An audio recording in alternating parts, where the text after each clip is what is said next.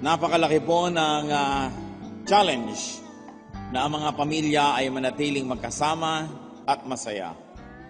What is one of the foremost goals of family? That is to stay together as a group. Very especially to stay together as a happy group. At ang pagsasama po ng pamilya, unang-una physical, and very especially emotional, and in the highest form, spiritual. To the point that there may be physical distance, but when people are one in spirit, and one in emotion, and one at heart, they are still together. Ano po ba ang goal ng ating buhay? Isa dyan, maging masaya. Dapat. At napakalaki ng kasiyahan na ibinibigay ng Panginoon sa pamamagitan ng pamilya. Pero ganyan po ba ang nangyayari? Masaya nga ba ang mga pamilya? O bakit nagkakawatak-watak? Ang ating pong pag-aaral ngayon, pinamagatan natin, The Secrets of Happy Families. At nilagyan natin ng open and close quotation yung secret kasi hindi naman talaga dapat lihim yun. Dapat nga alam ng lahat ang mga bagay na ito. Aming Diyos, nagpapasalamat kami sa pagbibigay nyo ng pagkakataon na sumamba kami ngayon. Anuman po ang daladala ng aming puso, mga karumihan, kabigatan, kasalanan, ipatawad nyo po sa amin. Linisin nyo po kami at maging karapat-dapat kaming humarap sa inyo. Tumanggap ng inyong mga salita at pagpapala, ng inyong pagtutuwid, maging ng mga bagay na hindi man dapat ay hinihingi namin sa inyo, mga magagandang bagay at mga pagpapala. Nawa, Panginoon, sumagana ito sa aming buhay at maitaas namin ang pangalan nyo sa aming kalagitnaan. Kayo po ang maging tagapagsalita. Bless us with your powerful word, O God. Lead us unto greater knowledge of you, and as a result of our knowledge of you, may we evolve and may we keep happy families. Lord, protect us from lies, from falsehood. Protect us from the works of evil men and evil spirits. Protect your assembly, this holy assembly, against malicious men and malicious spirits. And we pray that even as we are gathered in your presence, you will also protect our loved ones who are not with us right now. Deal with us, teach us, glorify your name, lead your people. In the name of Jesus, your Son, we pray to you, Father. Amen. The secrets of happy families. Siguro kahit hindi tayo magpataas ng kamay, itatanong ko, sinong gustong masaya ang pamilya niya? Lahat gusto yon. Pero pag tinanong natin, sino ang masaya talaga? Hindi siguro lahat makakapagtaas. What are the elements of happy families? Unang-una, sa spelling po ng family at ang matandaan natin ng madali, F, kailangan sa family, fellowship. Matthew 19 verse 6, idinidescribe po ang mag-asawa, so they are no longer two, but one. Therefore, what God has joined together, let man not separate. So fellowship, that is very important. Very crucially, the fellowship of husband and wife. Because when a man and wife are together, they will naturally gather their children. When man and wife are not together, their children will naturally be divided. So kung minsan nasa tatay, kung minsan nasa nanay, meron namang sumama sa nanay, merong sumama sa tatay, merong walang sinamahan kahit kanino. Kaya mahalaga ang fellowship. Physical proximity, togetherness. Genesis 47:11 to 12, describing what Joseph, the so-called dreamer, did to his family and for his family. So Joseph settled his father and his brothers in Egypt and gave them property in the best part of the land, the district of Ramesses, as Pharaoh directed. Joseph also provided his father and his brothers and all his father's household with food, according to the number of their children. So there was togetherness. Kahit na matagal na nagkawalay ang pamilyang ito dahil si Joseph, ipinagbili ng kanyang mga kapatid na maging alipin na dala sa malayong lupain, but he made something of himself by God's help. And by God's grace, he rose to prominence to the point that he could collect his family and provide well for them. So magkakasama uli sila. So ang first letter ng family, F. There must be fellowship. At kasama po dyan, siyempre, dapat merong fun. Nagtataka yung mga magulang, bakit lagi dalang anak ko umaalis? Baka naman wala nang fun sa bahay. Lahat ng tao gusto tumakas, lumayo. Pag nag-uuwian sa bahay, nagkukulong na lang sa kanyang mga kwarto, ayaw mag-usap-usap, baka walang fun. Colossians 3:21, bilin sa mga magulang, fathers, do not embitter your children. Huwag silang galitin. Baka sobrang pagtuturo, sobrang higpit, sobrang disiplina, lagi na lang pinupuna ang mali. Bagamat dapat itinutuwid ng mga bata, at sabi, do not embitter your children. Family life must feature fellowship and fun. Because it is human nature that we like to repeat every experience that is pleasurable, and we like to avoid repeating any experience that is unpleasant or painful. So is the encounter of the family fun and pleasurable that you like to repeat, or is it such a pain that you avoid repeating it? F for family, fellowship, fun, and very importantly, forgiveness. Lahat po ng tao nagkakamali. Lahat ng mag-asawa, nag-aaway, nagkakaroon ng hindi pagkakaunawaan. Lahat ng anak, may reklamo yan sa magulang, maliit at malaki. Lahat ng magulang, may unhappiness sa anak. Ang magkakapatid, meron silang mga away, meron silang mga differences. Ang pinagkaiba ng pamilyang nananatiling magkasama at sa pamilyang nagkakawat-watam, hindi absence of imperfection, because everybody has imperfection. Ang pagkakaiba is the presence of forgiveness. In other words, ang lahat ng mag-asawa may dahilan para maghiwalay.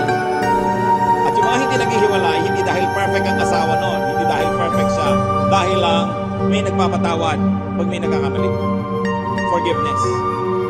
Kaya nga po yung tinatawag na prodigal son sa Bible, matapos niyang hingin ang kanyang mana, buhay pa naman yung magulang, at naglayas at nilustay ang lahat ng ito, at itinapon ang kanyang buhay, minsan natauhan. Sabi niya, mali ang ginawa ko, nagkamali ako sa Diyos, nagkamali ako sa aking Ama, babalik ako hihingin ng tawad, at hihilingin ko, gawin na lang akong katulong sa sarili naming bahay. Kasi ang mga katulong sa bahay ng Ama ko, mas maganda pang kalagayan kaysa sa akin ngayon. Inaasahan natin ang sasalubong sa kanya ay sumbat, pagalit, sisi.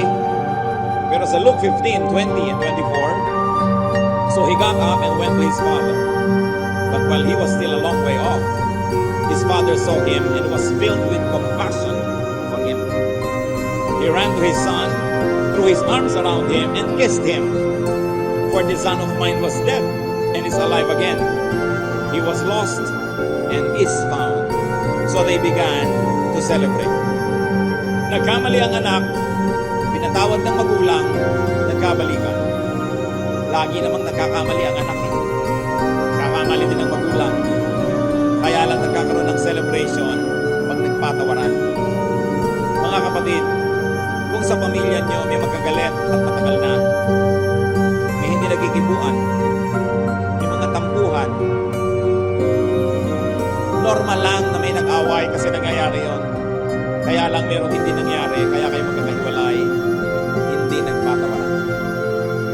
So you can expect that there will be differences. You can expect that people will not meet our requirements and our expectations. You can expect that because people are imperfect and they can be selfish and they can be sinful, they will hurt us. But what is important for families is to be ready to forgive, so that there will be togetherness. Joseph's forgiveness paved the way for his family's togetherness again. Matapos siyang apihin ang kanyang mga kapatid at ipagbili bilang alipin, siya pa ang bumukod sa lahat sa kanilang pagkatapos. Kaya nagkabalikan. Para naman nagkakabalikan dahil normal lang na nagkakaroon ng diferensya, kailangan talaga sa pamilya communication. Sabi sa Matthew 18:15-16, if your brother sins against you, go and show him his fault. Just between the two of you. If he listens to you, you have won your brother. So pag may nagkamali, kausapin at maiayos, hindi pag-usapan. Isa kasi, imbes kausapin natin yung nagkamali o yung pinagkamalian natin, pinag-uusapan natin siya behind his back. And so, things get worse. Lumalala. At hindi lang natin kakausapin ang ating kapatid dahil sa ating reklamo, kakausapin din natin, ipapahayag din natin ang ating mga papuri sa kanya. Yung mga magaganda niyang ginagawa. The affirmation, the acceptance and gladness that we have about him or her, sinasabi din natin. Importante sa family, fellowship, forgiveness. It's very, very crucial that there's also should be fun. So family, ano pong susunod na letter? Ang hina naman. Yeah, Diyan na lang tayo, kuwari nag-i-spelling. A. Meron po kayong isa lang matatandaan sa nais kong i-share ngayon, nawa itong A.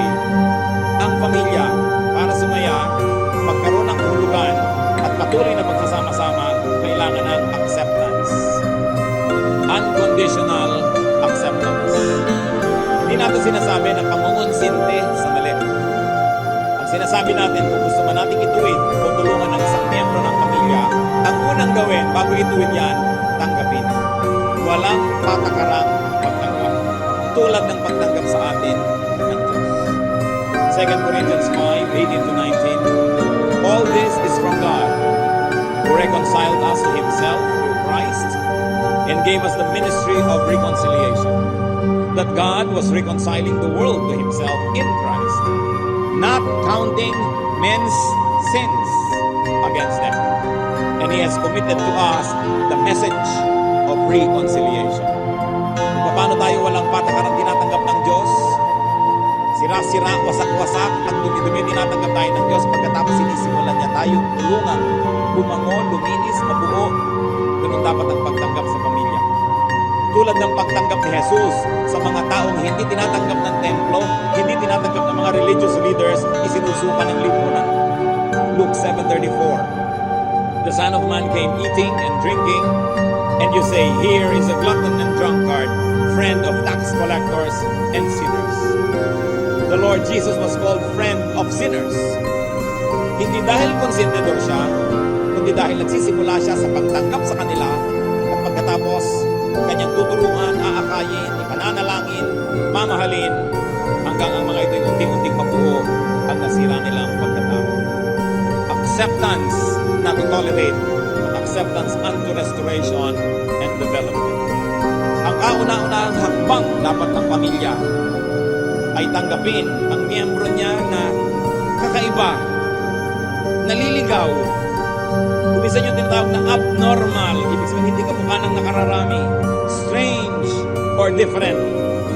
Kumisa ng asawa nyo kakaiba, pero asawa nyo na yan hindi nyo pa matanggap-tanggap. Kung talagang hindi niya ma-spell ang Mississippi, ano? Hayaan nyo na. Hindi mo matanggap ang asawa mo dahil 2005 na nakakaneto pa siya ng suot. Nakasuot pa siya ng mga hindi uso. Baduy siya. Gusto mo siyang takpan pag may bisita.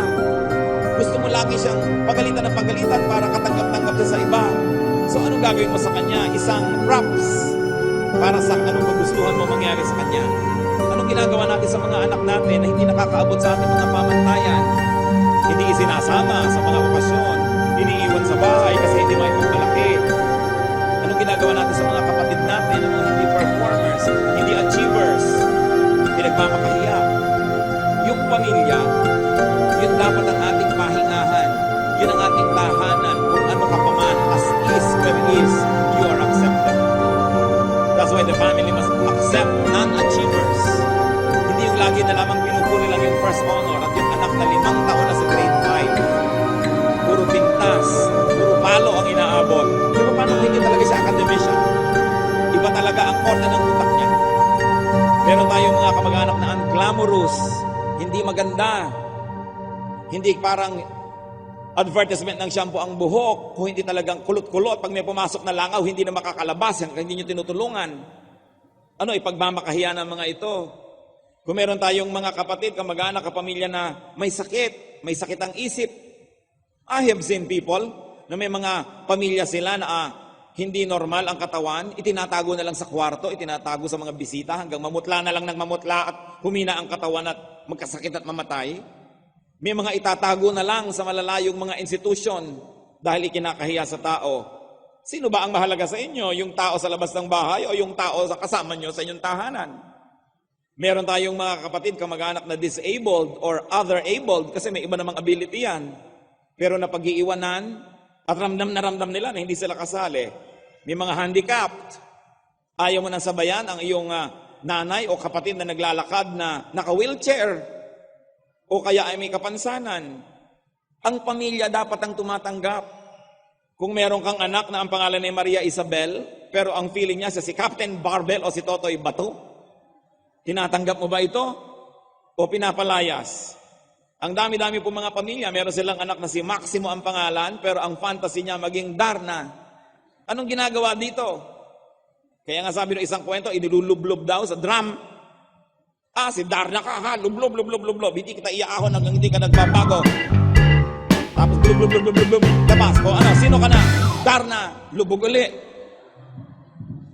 Hindi kita iaahon dyan hanggang hindi ka nagbabago. Itaas mo yung kamay mo pag nagbago ka na. O taas na ngayon dahil nalulunod na. Pag-ahon, sino ka na? Jezebel. Anong gagawin sa ganung mga anak? Itatapon, papalayasin. Bakit ka pa naging magulang? Ang gusto mo lang yung mga anak mong macho. Nakadalasan yan yung napapasok sa away, nabuntis ang classmate, nag-drugs, hinahanap mo lagi sa ospital o morgue, mag-aasawa ng maaga, walang trabaho, may anak, pakain mo hanggang apo mo. Tapos yung mga inaapi-api mong anak, ito ang nagiging mga mabubuting mga anak, nag-aalaga. Anong klaseng mga magulang yung ang pinipili kung sino yung i-honor niyang anak? There must be acceptance. Hindi sinabing konsentihin. Pero anumang tulong ang gusto nating ibigay, sinisimulan muna sa walang patakarang pagtanggap. Dahil dito, maraming mga bata ang naglalayas. Kasi ang pakiramdam nila, hindi sila mahal, wala silang puwang, wala silang lugar. Bakit kailangan magkahiwa-hiwalay ang pamilya dahil sa favoritism ng mga nakakatanda? Family is one's natural group. Belongingness to a family is a birthright. It is not a prize for achievement. It is not a goal to meet. And it is not a membership to earn or to lose, depending on your performance. Pag isinilang ka sa isang pamilya, natural na member ka nun. Wala kang dapat gawin, wala kang honor na dapat matamo, wala kang standard na dapat maabot para ka maituring na member. It is your birthright. And every member of the family must respect that. That the family is one shelter, refuge, and hospital, not just a display window. So anong ginagawa ng mga ibang mga magulang? Nagkamali na nga ang anak na dalaga, biglang naging unwed mother, na 1, 2, 3 ng nobyo, iniwan na, feeling dejected, litong-lito, naglilihi, nahihilo, tapos palalayasin pa at itatakwil. Dahil ano ang sasabihin ng mga kapitbahay? Hayaan nyo siyang chismisin ng mga kapitbahay, isang linggo lang yun. Dahil sa isang linggo may magbubuntis na naman sa kabilang barangay, lilipat naman doon ang chismis. Malilimutan ng anak nyo, ano bang mahalaga sa inyo, ang inyong anak o yung chismis? At kung kailan siya kawawang-kawawa, litong-lito, doon pa ngayon gugulpihin, doon pa ngayon ipagtatabuyan. Some parents do that para model sa mga nakakabata pang mga kapatid para huwag tularan. Ipagpalagay na natin naging model, pero you totally destroy one person just to serve as a model for others. Because every member in the family must be treated as a patient. Kaya nakita nyo yung family ni Joseph na buo muli kasi nagpatawad. Kasi nagtulungan. Napakahalaga ng pagtanggap. Baka meron sa inyo, you feel na hindi kayo welcome sa sarili niyong pamilya. O kaya meron sa atin, tayo pala yung dahilan, kaya meron tayong mga family members who don't feel welcome in our own families. Dapat tayong tumulad kay Jesus. Friend of sinners. Tinanggap ang lahat. Pero hindi siya tumigil sa pagtanggap. Ginawa niya ang magagawa para makaambag siya sa pagkabuti, pag-ayos ng tao na yon. But first, you accept people. Husbands, natanggap nyo na ba ang asawa nyo? O 20 years na kayo mag-asawa, 30, 40 years, pinag-aawayan nyo pa rin yung tutong ng sinangag niya? Matuto na dapat kayo by now na itratong chicharon yun. Ang sarap ng chicharon. Alangan mo, pag-awayan nyo na lang yan habang buhay. Yung mga inililigwak-ligwak na tubig ng mister nyo sa banyo, lumampas-lampas na kung saan-saan, hanggang ngayon ba naman, sinisita-sita nyo pa mga misis? Hayaan nyo na, para kayo matahimik. You have to accept each other. Lalo't lalo kung hindi naman immoralidad yung tatanggapin nyo, habits lang naman, mga ganito at ganung paraan. Kung gusto ng asawa nyo na talaga ang dami-dami niyang suot na alahas, hayaan nyo siya. Kasi kung minsan, ginagamit natin ang ating mga family members para lamang patasin ang prestige natin sa lipunan. Kaya naroon ipagdukdukan yung mga anak at basagin ang mukha sa kangungudgod para mag-aral. Dahil gusto-gusto ng nanay, aakyat sa isa ng tablado pagka-graduation. Hindi naman pala para sa anak, kundi sila mga nanay nagyayabangan. Kaya pinipilit ang anak. Ang hina-hina sa math ng anak nyo, pinipilit nyong mag-engineering. o mag-accounting dahil accountant kayo. Huwag nating gawin ang mga anak natin na tagagawa ng mga nabigo nating gawin sa buhay. We must allow them to be what God meant them to be. It is important that you begin with the individual and not force the individual to be like you. Kaya maraming hindi masasayang pamilya dahil dito. Another, sa letang pamilya, ano pong susunod? M. Mediation. Kailangan para sumaya ang pamilya, lahat tayo tagapamagitan. There must be intercession and peacekeeping. James 5:16. Therefore, confess your sins to each other and pray for each other. Mamamagitan ka. Ephesians 4:3. Make every effort to keep the unity of the Spirit through the bond of peace. And from the mouth of the Lord Jesus, Matthew 5:19, blessed are the peacemakers, for they will be called sons of God. So dapat po ang membro ng pamilya, tagapamagitan, peacemaker. Pag may dalawang nag-away sa pamilya, at nanatili silang magkaaway o hindi nagkasundo ng matagal, kayo na hindi sali sa usapan, kayo na hindi direct participant sa away, ay may pananagutan din. Kasi ibig sabihin noon, they continue to be quarrelsome, they continue to be away and alienated from each other because you fail in your diplomatic duties. Dahil pag may member ng family na nag-aaway, lalo't hindi tayo kasali, dapat tayong mamagitan para sila magkasundo. Hindi tayo dapat kakampi yung iba sa kabila, kakampi yung iba sa kabila, lumalaki ang gulo ng pamilya. Tandaan nyo yan, kung may kapatid kayo na hanggang ngayon hindi sila nag-uusap, ang tagal na, may pananagutan na rin kayo, ibig sabihin hindi kayo namagitan. Hindi nyo ginawa ang pwedeng gawin ng isang peacemaker, isang ambassador, isang diplomat. Another letter is I sa family, and it relates to acceptance, and this is individuality. Bawat tao, mayroong ibinigay ang Diyos sa kanya na kakayahan. Talento, spiritual gifting that makes the person unique. Hindi dapat asahan na ang dalawang magkapatid, kahit kambal sila, ay maging pareho ng iniisip, pareho ng gagawin, pareho ng kakayahan. There must be space in the family for individual development and for individuation. Sa 1 Corinthians 12:7, binabanggit ang mga spiritual giftings. Now, to each one, the manifestation of the Spirit is given. Bawat isa, binigyan ng Diyos ng kanyang pagkasarili, ng kanyang selfhood, ng kanyang potentials. No two people are alike. Like no two fingerprints are alike. Walang dalawang retina ng mata na pareho. Sa katunayan, yung dalawang kilay nyo lang, tingnan nyo mabuti, hindi magkapareho yan eh. Yung inyong panga, hindi ang pantay. Walang pareho. So bakit iisipin nyo na maging pareho ang mga tao? Ang ate mo, 3 taon lang nag-elementary. So dapat ganun ka rin. Siya yun. Ang kapatid mo, magaling na ganito.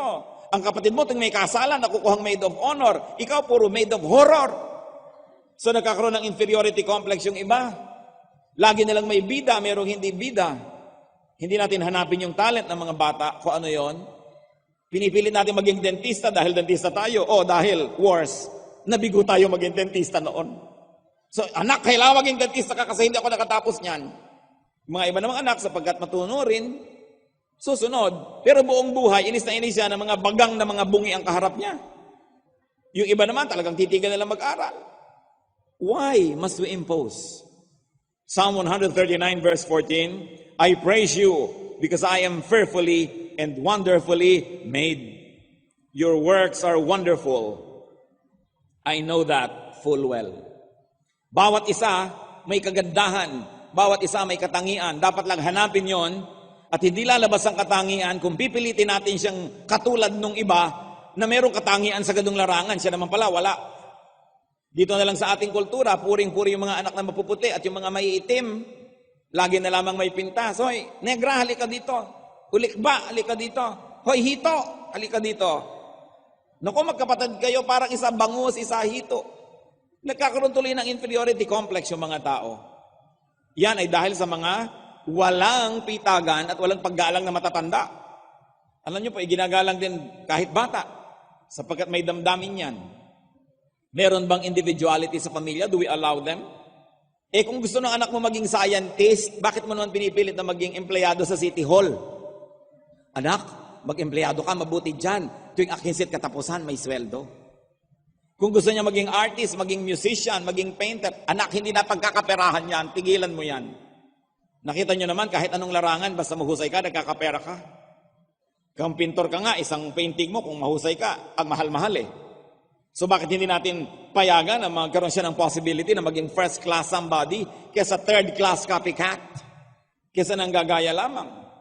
Allow the people to blossom and to grow. Sabi nga ng matatanda, kung saan nakahilig, edi dun bumuwal. That's why there are so many unhappy members of the family, because we don't allow them the individuality that God gave to each one when He created us. Isa pa pong dapat nagpapasaya sa pamilya, letter I pa rin, industry. Dapat masipag ang lahat. There should be work and production. Hindi yung isa lang nagtatrabaho, may 7 nang humihingi. Sa Pilipinas, napakahirap umangat sa buhay dahil sa kamag-anak.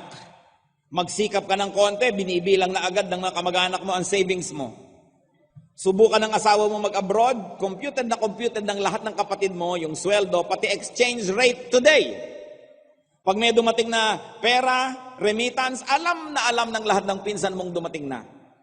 Napakahirap magpa-asenso dahil ang lahat dadagan sa'yo oras na nagkaroon ka. Dapat po tayo magsikap.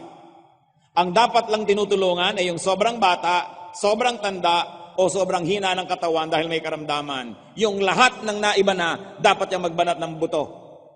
Lalo mga anak ng Diyos. Titus 3:14, our people must learn to devote themselves to doing what is good, in order that they may provide for daily necessities and not live unproductive lives. Habang may lakas ang tao, dapat siyang maghanap buhay. Liban na lang na marami siyang naimpok at pwede na siyang mag-retire. Hindi malang iniisip na mag-impok para pag biglang namatay may ataol. Wala, itutumban na lang niya ang kanyang bangkay sa atin. Bahala na tayo sa bangkay niya. Hindi mag-iisip, meron ba tayong sementeryo, may lote ba tayong paglilibingan? Bahala na sila pag namatay ako. Ayaw naman na itapon sila sa ilog. Pero walang paghahanda. Mag-aasawa ng wala sa oras, mag-aanak ng kutakot-takot, tapos iaasa sa matatandang magulang o sa mga kapatid. Yung tuloy kapatid, walang ginawa kundi mag-away siya at yung kanyang asawa. Hindi na malaman kung paano kukupitan yung asawa para ibigay sa'yo. 1 Thessalonians 4:11-12, make it your ambition to lead a quiet life, to mind your own business, and to work with your hands, just as we told you, so that your daily life may win the respect of outsiders, and so that you will not be dependent on anybody. That is the Christian way. You are not dependent. Hindi ka kailangan tulungan, nakakatulong ka pa. Iba naman yung panahong may sakit ka, o sobra ka na matanda, o sobra ka pang bata. Alam niyo, isang nakakalungkot, 8 milyong Pilipino ang naninirahan, nagtatrabaho sa ibang bansa. Padami pa ng padami araw-araw yan. Pero hindi ba, kung hindi pa bangkay na yung magulang, hindi makauwi? O kung hindi naghihingalo? Bakit? Sa dami ng kamag-anak na nag-aabang ng pasalubong. Kung ang atin pong mga kamag-anak na nakatira sa ibang bansa ay hindi lang natin paghahanapan ng pasalubong, mas dadalas ang uwi nila. Kaya tayo dapat mga Pilipino, tayo na ang sumulat sa ating mga kamag-anak, mag-text, tumawag, uy, magbakasyon naman kayo, wag na lang kayo magpasalubong. Magkita-kita lang tayo, masaya na tayo. Hindi, uuwi ka dito, bukod sa pasalubong mong kutakot-takot, kung 1 buwan kang narito, 1 buwan kang taya sa lahat ng lakaran, lahat ng gastusan, lahat ng taxi, lahat ng malling, kaya tuloy hanggang hindi patay yung nanay, hindi uuwi. At least pag may patay, walang umaasang may pasalubong. Kung ano-ano na lang tuloy ipinapasalubong sa atin, mga dilatang mga expired, mga duster na kupas-kupas galing China, mga kung ano-anong sale dito at sale doon, sa kagustuhan nila tayong ma-please, makapagpasalubong lang, hindi ba kayo nakakahalata na mairaos na lang yung pasalubong? Kahit mga tunaw na tsokolate, mga kapeng nanigas, ibababad mo pa sa tubig para maging kape uli. Pwede nyo ba sabihan ng mga kamag-anak nyo abroad, umuwi na lang kayo, dalasan nyo, huwag na lang magpasalubong. At kung lalakad kayo, kanya-kanya tayo dito, hindi natin naasahang taya kayo lagi. Para dumalas-dalas ang uwi ng ating mga kamag-anak. Hindi yung pag nagkakaroon ng isang kamag-anak, balak mo talaga utangan. Balak mo agad na hingan. Kung wala kang pera, magtiyaga ka. Siguro ang hihingi mo lang talaga ng tulong kung wala ka ng makain ngayong araw na ito. O kaya kailangan mo ng gamot. Pero yung ba namang magdedebo lang ang anak mo, ipapangutang mo pa yan.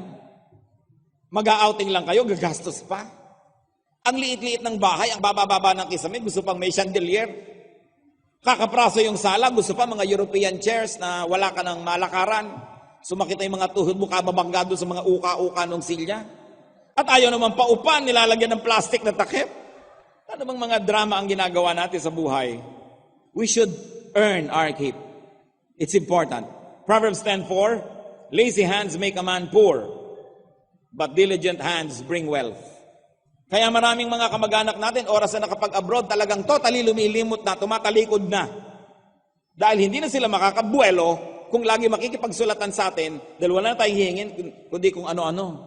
Magpapadala ng mga drawing ng paa, hihingi ng mga pangalan ng pabango, kung ano-anong hihingin.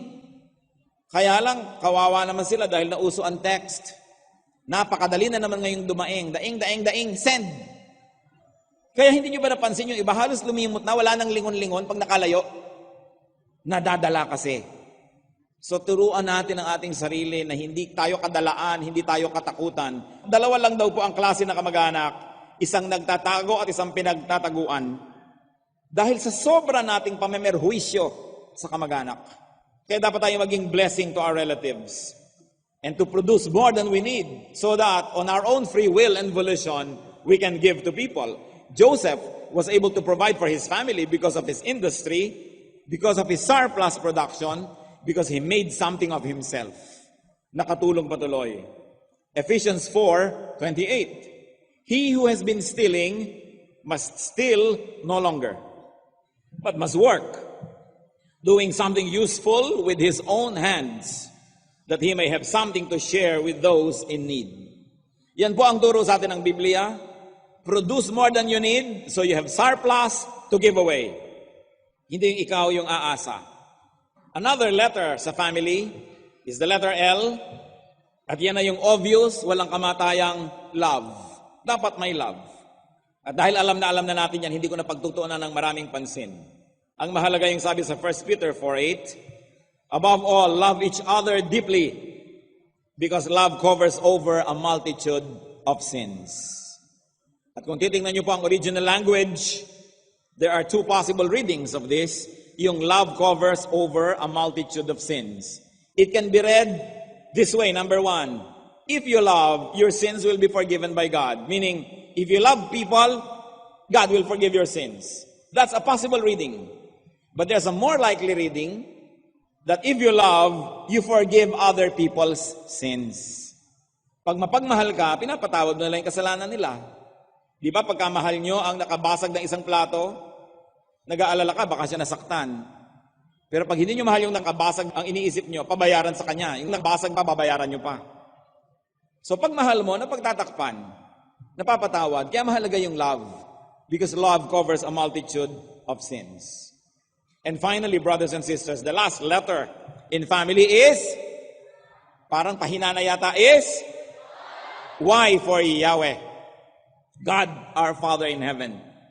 Siyempre dapat nandun siya. God's word, God's presence, godliness. It's important that the family is rooted in the truth of God's word. 2 Timothy 3:16-17. All scripture is God-breathed and is useful for teaching, rebuking, correcting, and training in righteousness, so that the man of God may be thoroughly equipped for every good work. Ang mga bata, ang liliit pa, inaagaw na ng TV, inaagaw na ng advertising, inaagaw na ng computer ang kanilang atensyon. Dapat natin unahan ang lahat ng yon. Unahan natin ang salita ng Diyos, ang kanilang murang mga isip, para yun ang nalagay na standard at yun ang mauna doon. Kailangan pagka meron tayong mga family disputes, yung salita ng Diyos ang manaig. Hindi na nanalo yung pinakamalaking kumita o pinakamalakas sumigaw o pinakamaraming kakampi. Dapat ang nananalo yung nakasandal sa turo ng Diyos, yung ang argumento at katuwiran ay nakabatay sa salita ng Diyos. It is the word of God that must always win when there is conflict, not personalities. Proverbs 3:5-6. Trust in the Lord with all your heart and lean not on your own understanding. In all your ways acknowledge Him and He will make your path straight. Maging makadiyos sa ating mga paraan at ang pamilya magkakaroon ng dahilan at lakas para magtagumpay, para malampasan ang mga pagsubok at para manatiling may kasiyahan sa kabila ng mga gulo sa labas. The home is our refuge. It is our first and last resort. Belongingness to a family is a birthright that every member has and can and must be encouraged to exercise and enjoy. Huwag na tayo nagsusumpa-sumpa ng mga anak. Pag naman naghihingalo tayo, patatawarin din natin. Ang dami ng ganyan, isinumpa-sumpa pa, nung may sakit na, ipinatawag din. At kung kailan naghihingalo at saka pa nagpatawaran, malungkot tuloy. Kung mamahalin nyo ang inyong mga magulang, mahalin nyo na ngayon habang malakas pa. Hindi darating kayo, nasa ataol na, tapos iiyak-iyak kayo ngayon. Kung magkakasundo rin lang, gayon na, bakit papahabain pa yung tension, yung stress, nababawasan ng enjoyment ang buhay? At nais kong bigyan muli ng diin ng lalo ang mga mag-asawa. Kung ang pinag-aawayan nyo 5 years ago, pinag-aawayan nyo pa rin ngayon, hindi kayo nag-grow ni kapraso, yung issue nyo 10 years ago, 20 years ago, hanggang ngayon, ganun pa rin ang pinag-aawayan nyo. Ibig sabihin, pareho kayong matigas ang bungo. Pareho kayong dapat iuntog. Nakakainis ang mag-asawa. Ang tagal ng mag-asawa, nag-aaway pa. Sa tagal-tagal nyo namang magkasama, hindi pa kayo natutong makisama, pagbigyan ng hiling niya, pagbigyan kayo, magpakiramdaman. Meron pa nga kung kailan 50 years ang mag-asawa, at saka pa maghihiwalay, badoy. Hindi kayo naghiwalay sa unang 2 taon, pwede ba? Huwag na kayo maghiwalay. Kailangan mag-adjust. You cannot have everything. Kung ganyan na yung asawa ninyo, hanapin nyo na lang yung kanyang mga katangian. Huwag nyo na pag-isipan lagi yung kapintasan dahil maiinis kayo. Kapag lagi kayong naiinis, you wake up one day without love. Then every day will be horrible. The only way out, you think you've been separate. Remember that love is acceptance. Marriage is not a reformatory institution. It is a refuge. And those contracting marriage must provide refuge for each other. Not exact very high demands that probably cannot be met. Tatandaan niyo po mga mag-asawa, sa inyo ang may asawa mahigit ng 10 taon, pwede ba kayong tumayo? Pwede ba mahilingan kayong tumayo? Sige na, hindi kayo papatamaan ng bigla. Tayo lang. Kayo, walang pa nga natin yung nag-survive ng mga more than 10 years. Ha? At yung mga kasama nyo, asawa nyo, kumaway-kaway nga kayo, yung magkasama kayo pareho. Wow, ang dami. Siguro kanina kasingkuhan kayo ng singkuhan. Kita mo na. Salamat po, mga kapatid. 10 taon na kayo na nagsama. Huwag nyo nang isipin maghiwalay pa. Hindi na bagay. Tanggapin nyo na lang ang isa't isa. Mga reklamo nyo, ibuod sa lupa. Manalangin kayo, magpatawaran. This is the only way to be happy. Kung tayo man, tinanggap ng Diyos. So, sino naman tayo para hindi tanggapin? Lalong-lalo ang ating asawa, anak, magulang. Mga anak, marami sa inyo may reklamo sa mga magulang nyo. Pero hindi na yan napapalitan. Tinatanggap na lang, pinagpapasalamat sa Diyos, inaaruga, minamahal. Life can never be exactly what you want it to be. But at least you can shape it gently, especially if you have the power of the Spirit within you. So, be a happy family. Kailangan sa F, ano po? Review, fellowship, fun, and forgiveness. And then A is for acceptance. May kapatid kayong tiring-tiri kayo, tanggapin nyo na. Ayaw na ayaw nyo, tanggapin nyo na, kapatid na yan. Huwag na kayong magpakla sa publiko, tatakpan nyo ba yung kapatid nyo? Hayaan nyo na, ito talaga yung kapatid nyo. Kahit ang ganda-ganda nyo, mukha kayong Diyos, may kapatid kayong mga kulturan, ito ang kapatid ko. Bakit mo kailangan takpan? Lahat naman ng mga pamilya may kulturan. Lahat ng pamilya may disgrasyata. Lahat ng pamilya mayroong nag-drugs. Lahat ng pamilya may naglasing, mayroong bumagsak. Huwag tayong mabuhay sa pagkukunwarin. Tayo lalo mga Kristiyano, isa sa mga grasya ng Diyos, ay pwede na tayong maghubad ng mga maskara natin at huwag tayong magbalat kayo. Relax. God doesn't expect you to be perfect. And you cannot deceive us into believing that you or your family are perfect. Kung ano na lang tayo, ang mahalaga, nag-i-improve tayo.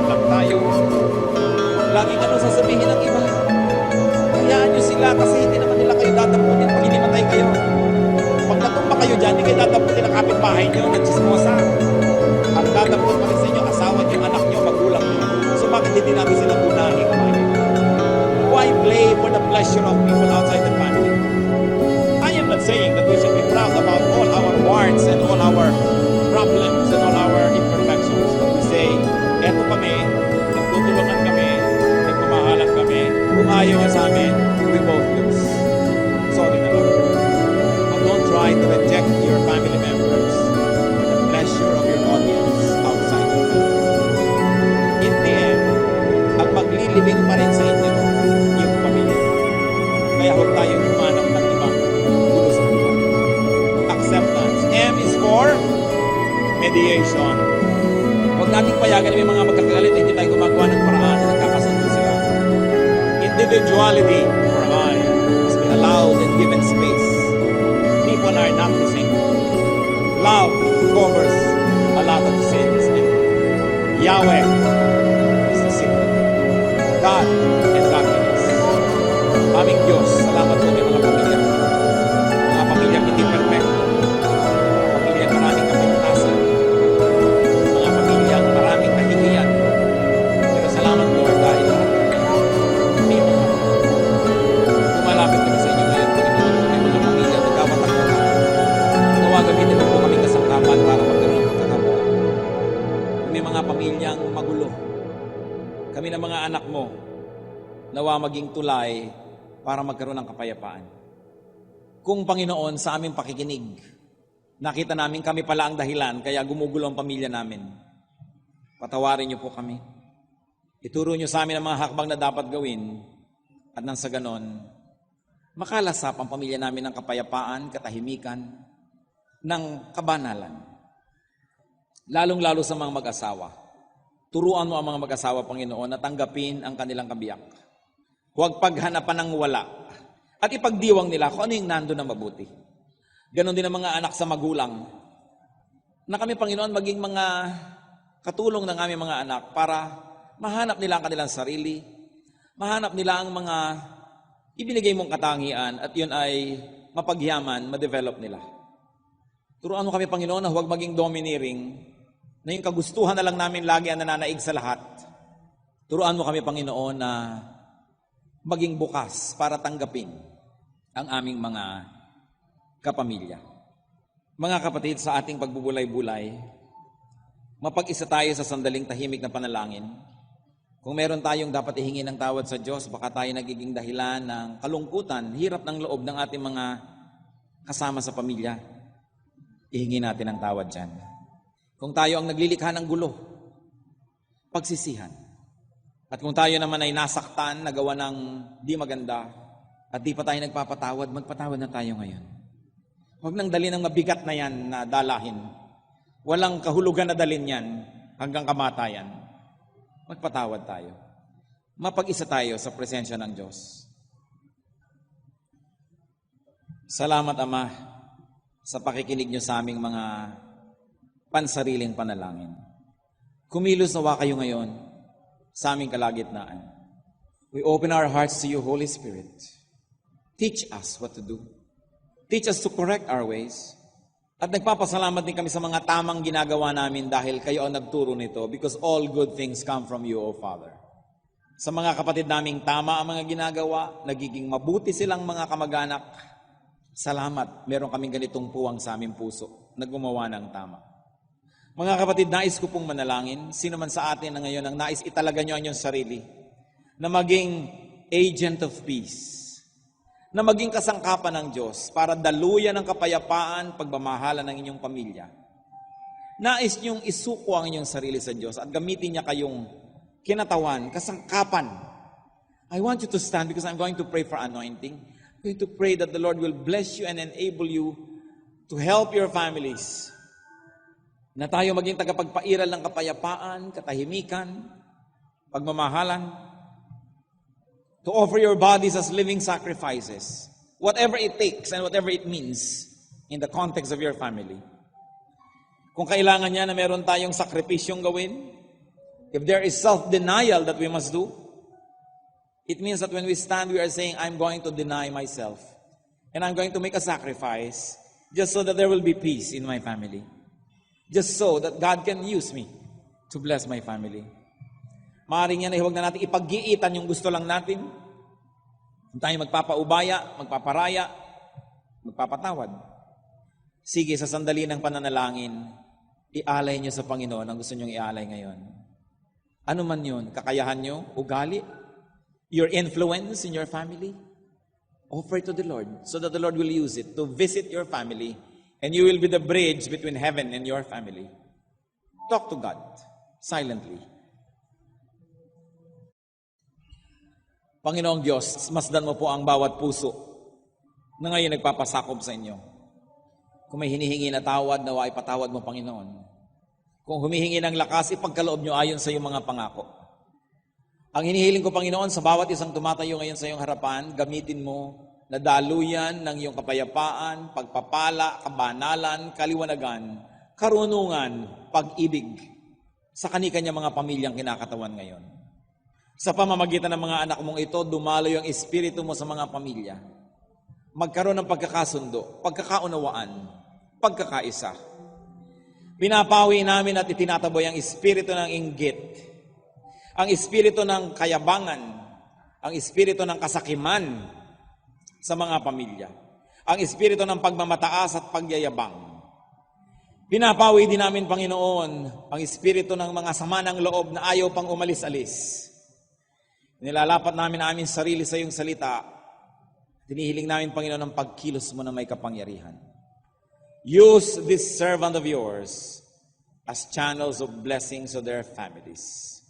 Bigyan mo kami ng pagkakataon, Panginoon, to make up with people that we have wronged in our families. Kung may sinaktan kami ng loob, nireject, salamat, may pagkakataon pa kaming ituwid yun. Salamat sa pagpapahiram nyo pa ng araw at buhay sa amin para ituwid yun.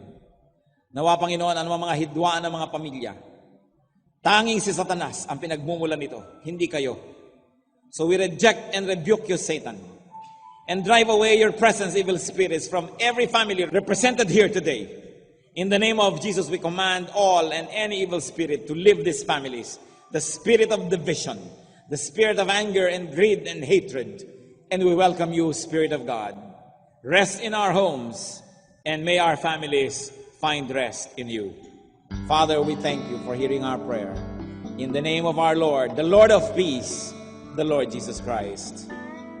Amen.